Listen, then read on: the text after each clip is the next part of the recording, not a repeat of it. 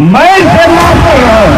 माननीय विधायक सभा साहब से मुझे भी दिल से दी है, क्यों कि मैं एक ईमान वाला हूं। मेरे अंदर में जरा सा भी किसी के बारे में रहेगा तो मेरा ईमान खतरे में आएगा।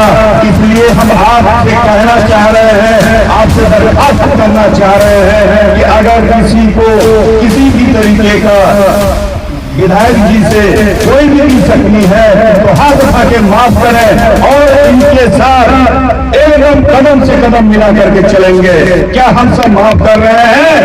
अगर कोई कमी पेशी हुई है, कमी पेशी इंसान से ही होती है, हमसे भी होती है, आपसे भी होती है, किसी से भी होती है। जिस तरीके से हम लोग पहले भी साथ दिए थे, हम लोग कुछ लोग भटक गए थे, लेकिन भटके हुए साथ हमको नहीं छोड़ दिया जाता है। वो अपने घर आए हैं, उनका मुकम्मल मुकद्दम है और हम लोग उनकी अगवाई में भाई मुजफ्फर साहब, भाई साकिब साहब बड़े बड़े लोग हैं, हम लोगों से सीनियर है, उनकी अगवाई में हम लोग इस बार काम करेंगे और इंशाअल्लाह जीत की सेहरा जरूर बांधेंगे। इसके साथ छोटा सा संदेश लगोछिया पेड़ वाले नेताओं को देना चाह रहे हैं, जो हमारे छोटे छोटे उम्र के लड़के हैं, उनको पता नहीं मजहब का कितना बड़ा जज्बात है। फुलैया के बारे में नहीं देख रहे हैं, वो मजहब के बारे में देख रहे हैं। मजहब के लिए अगर आप देख रहे हैं तो इस्लाम में 5 फर्ज है, 5 पर मुकम्मल मुसलमान तरीके से खड़े हो जाओ। किसी की गुलामी मत करो, बाहर के लोगों को चलने मत दो। अगर चलने दोगे तो इस बार इनसे मजा करके तुमको छोड़ेंगे। यकीन और ईमान के साथ इन पर चलने की जरूरत है।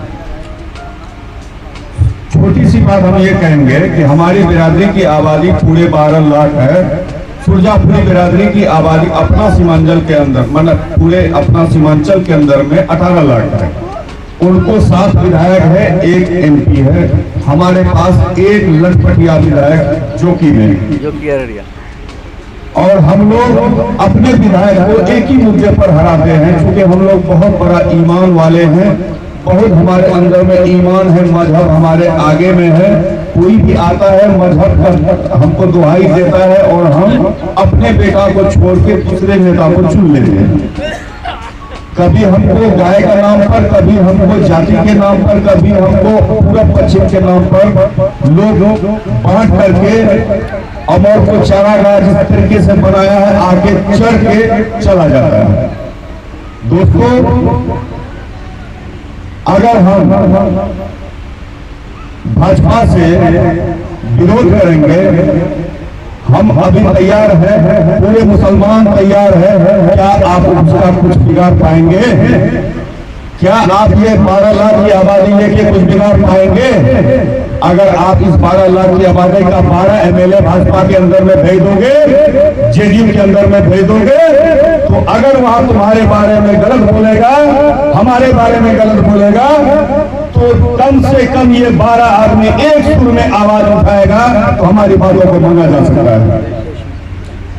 कहते हैं जदयू में है इसलिए वोट नहीं देंगे।